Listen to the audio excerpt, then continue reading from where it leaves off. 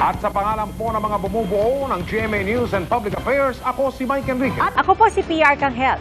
Ito ang GMA News. Walang kinikilingan, walang pinoprotektahan.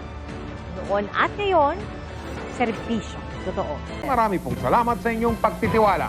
Sa Lunes na po ulit tayo makikita-kita alas 10:30 ng gabi. Dito lamang sa GMA. Sa isang linggo na namang sama-sama nating pagiging Saksi!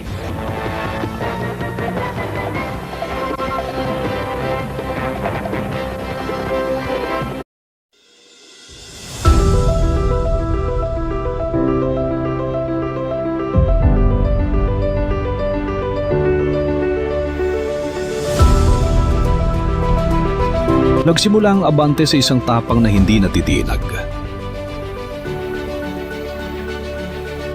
Kasabay ng pag-unlad ng bansa, lumawak ang aming boses.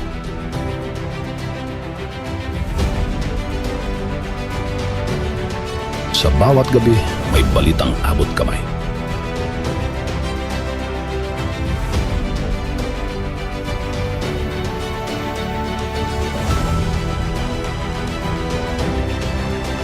Nauna kami sa digital na mundo. Mas mabilis, mas malawak, mas moderno, mas matapang, mas abante. Mahigit 3 dekada ng tapang